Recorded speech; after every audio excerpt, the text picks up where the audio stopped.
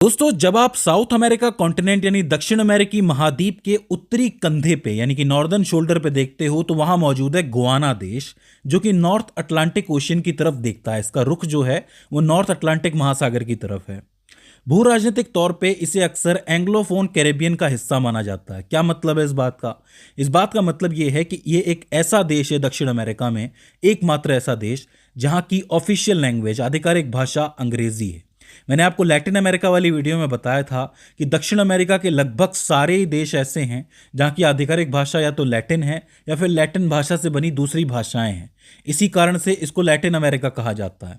लेकिन गुआना एक ऐसा देश है जहाँ की ऑफिशियल लैंग्वेज अंग्रेजी है। ये जो विशिष्टता है ये इसे अपने लैटिन अमेरिकी पड़ोसियों से अलग करती है। और जो कैरेबियन समुदाय है जो ऊपर की तरफ है कैरेबियन सागर के अंदर, उसमें जो कैरिकॉम है उसका मुख्यालय बनाती है। मतलब उसका मुख्यालय इसी देश के अंदर मौजूद है। अगर आसान भाषा में कहूं तो दक्षिण अमेरिका महाद्वीप का हिस्सा होते हुए भी यह सांस्कृतिक और राजनीतिक रूप से कैरेबियन क्षेत्र के ज्यादा करीब है। अगर इसकी स्थिति की बात की जाए तो इसके जो अक्षांश है, लैटिट्यूड हैं, वो 1 डिग्री नॉर्थ से लेके 9 डिग्री नॉर्थ तक जाते हैं, जिसमें इसका उत्तरी बिंदु जो है वो शेल बीच है और सबसे दक्षिणी बिंदु जो है वो अमेजॉन वर्षावन की गहराइयों में ब्राजील के पास स्थित है। इसके अलावा इसके देशांतर यानी कि लॉन्गिट्यूड की बात करोगे तो 56 डिग्री वेस्ट से लेके 62 डिग्री वेस्ट तक ये जाता है। इस हिसाब से ये देश उत्तर पश्चिमी गोलार्ध का हिस्सा हो जाता है, नॉर्थ वेस्टर्न हेमिस्फीयर का। अब आप देखोगे कि ये इक्वेटर के बहुत करीब है, तो यहाँ की जलवायु, यहाँ का क्लाइमेट कैसा होगा? जाहिर सी बात है उष्णकटिबंधीय क्लाइमेट होगा, ट्रॉपिकल क्लाइमेट होगा। साल भर गर्मी पड़ेगी, बारिश होगी, ह्यूमिडिटी बनी रहेगी। अगर इसके क्षेत्रफल की बात करें तो लगभग 2,14,969 वर्ग किलोमीटर में इसका क्षेत्रफल फैला है।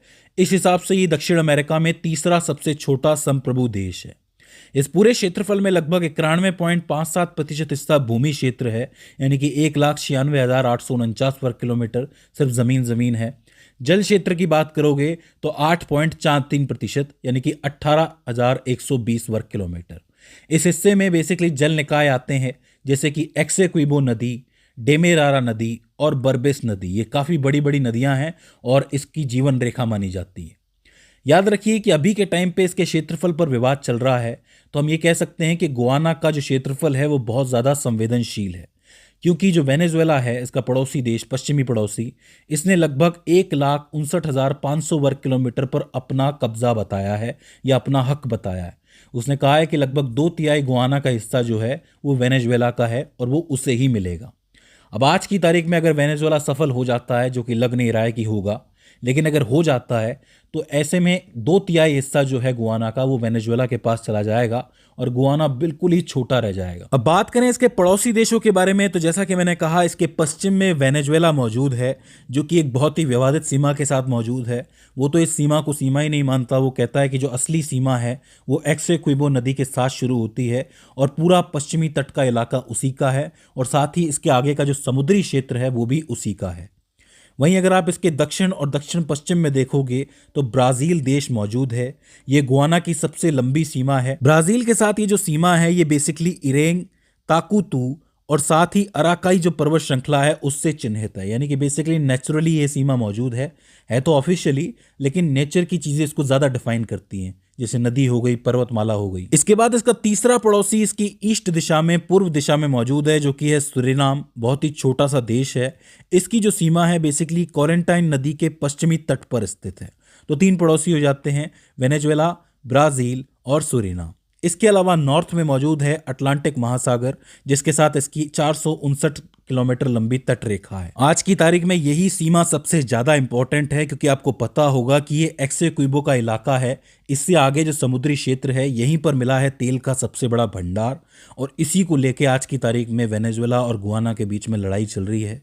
वेनेजुएला बेसिकली ये कह रहा है कि ये एरिया हमारा है और इसके आगे का समंदर भी हमारा है। अगर इसकी राजधानी के बारे में बात करें तो यहाँ की राजधानी है जॉर्ज टाउन। अगर आप इसकी भौगोलिक स्थिति देखोगे तो ये डेमेरारा नदी के मुहाने पर अटलांटिक महासागर के तट पर स्थित है, यानी कि राजधानी समुद्र के बहुत ही करीब स्थित है। जॉर्ज टाउन जो है वो देश का प्रशासनिक, वाणिज्यिक और वित्तीय केंद्र माना जाता है और कैरेबियन समुदाय कैरिकॉम सचिवालय का मेजबान भी माना जाता है। अगर आप इस शहर की वास्तुकला देखोगे तो इसमें आपको डच और ब्रिटिश औपनिवेशिक प्रभाव स्पष्ट दिखाई देगा, और इसके अलावा यहाँ पर आपको लकड़ियों की बिल्डिंगें दिखाई देंगी, जैसे कि सेंट जॉर्ज कैथेड्रल।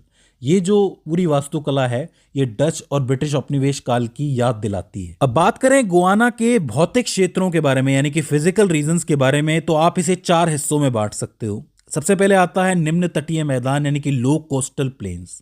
ये जो है अटलांटिक तट के साथ चलने वाली एक सकरी सी पट्टी है जो लगभग 5 से 6 किलोमीटर चौड़ी है।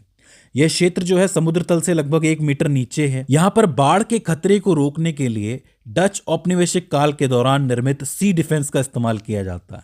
मतलब यहाँ पर डच औपनिवेश काल के दौरान कुछ एक दीवारें बनाई गई थी और नहरों का नेटवर्क बनाया गया था जो काफी जटिल था। उसकी मदद से यहाँ पर बाढ़ को रोका जाता है।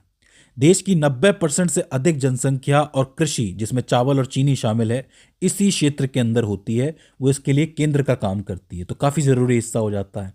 फिर पहाड़ी रेत और मिट्टी का क्षेत्र जो हिली सैंड और क्ले रीजन है, तटीय मैदान के दक्षिण में देखने को मिलेगा। ये जो पूरा क्षेत्र है सफेद रेत की पहाड़ियों और खनिज संपन्न मिट्टी से बना हुआ है। गुआना के जो बॉक्साइट के भंडार है वो इसी एरिया के अंदर पाए जाते हैं। फिर आते हैं वन्य हाईलैंड्स। देश के बिल्कुल मध्य में और पश्चिमी भाग में आपको देखने को मिलेंगे। घने वर्षा वन है, पूरे पहाड़ ढके हुए हैं वनों से। इसी जगह पे आपको माउंट रोराइमा भी देखने को मिलेगा जो कि लगभग 2835 मीटर ऊंचा है और गुआना का सबसे ऊंचा बिंदु है। और ये पूरा क्षेत्र सोने और हीरे के खनन का केंद्र माना जाता है। आखिर में आता है आंतरिक सवाना यानी कि इंटीरियर सवानास। इसके दक्षिण पश्चिम में आप देखोगे तो आपको रूपुनुनी सवाना देखने को मिलेंगे जो ब्राजील के रोराइमा राज्य से सटा हुआ एक विशाल घास का मैदान है। ये जो क्षेत्र है पशुपालन और स्वदेशी समुदायों का घर माना जाता है। तो इस क्षेत्र को आप विशेषकर याद रख सकते हो। तो 4 हिस्से हो जाते हैं।